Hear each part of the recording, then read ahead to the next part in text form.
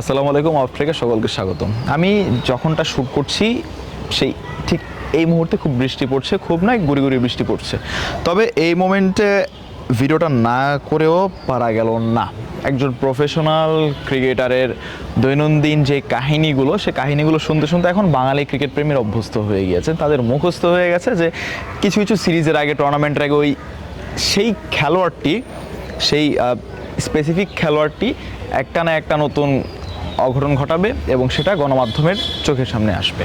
তো লাস্ট 24 ঘন্টায় যা হচ্ছে সেটা হচ্ছে তামিম ইকবালের নামে হচ্ছে একটা অ্যালিগেশন এসেছে যে নাসুম আহমেদকে থাপ্পড় মারার অভিযোগটা গণমাধ্যমকে তামিম ইকবাল এবং জালাল ইউনুস সাহেব দিয়েছিলেন।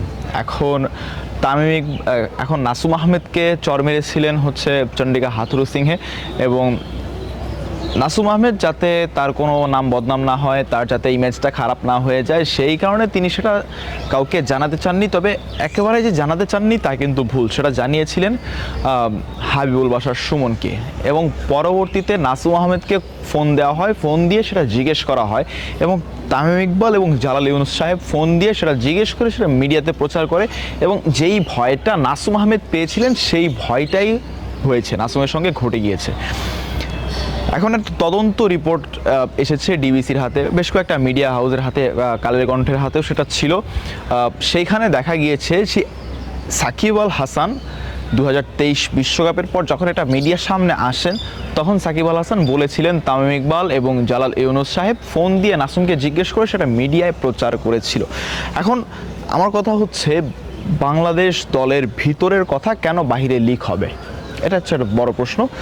আপনি একজন প্রফেশনালিজম ক্রিকেটার, আপনার দ্বারা প্রফেশনালিজমটাই আশা করা যায়। তবে আপনি যদি আনপ্রফেশনালের মতো কাম করেন তাহলে জিনিসটা আপনার দ্বারা মানায় না।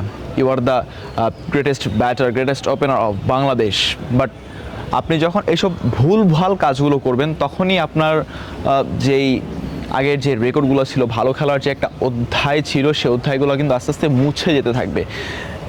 You have do all thing Sakib Al হাসানকে রিমুভ করার জন্য, but you fail at the end. Sakib Al Hasan তার কর্মকাণ্ডের জন্য বাংলাদেশ থেকে বিতাড়িত হয়েছেন, বাংলাদেশে ঢুকতে পারছেন না।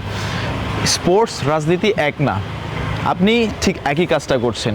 অ্যাজ অ্যাক্টিভ প্লেয়ার হিসেবে আপনি বিএনপিতে যোগদান করেছেন, অ্যাজ অ্যাক্টিভ প্লেয়ার হিসেবে আপনি বিসিবিতে আসতে চেয়েছিলেন। অ্যাজ অ্যাক্টিভ প্লেয়ার হিসেবে যেগুলো করা একদম উচিত না। এখন আপনি বলবেন যে, অনেকে বলতে পারেন যে তামিম ইকবাল তো এখন ইন্টারন্যাশনাল খেলেন না। হ্যাঁ, তামিম ইকবাল ইন্টারন্যাশনাল খেলেন না, তামিমকে সুযোগ দেওয়া হলে তামিম ইকবাল ডিপিএলও খেলবেন। সো আপনার ঘরের কথা যখন আপনার পরিচিত কেউ একজন জিনিসটা বাহিরে লিক করবে, জিনিসটা আপনার কাছে ভালো লাগবে না।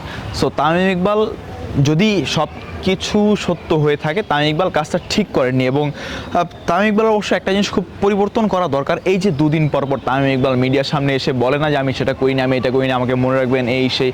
তামিম ইকবাল যদি দেশের জন্য ভালো কিছু একটা করতেন বিশ্বমঞ্চে, তাহলে তামিম ইকবালকে সবাই মনে রাখতেন। তামিম ইকবালের বলা লাগতো না যে আমাকে কেউ ভুলে যাইয়েন না, আমাকে মনে রাখেন।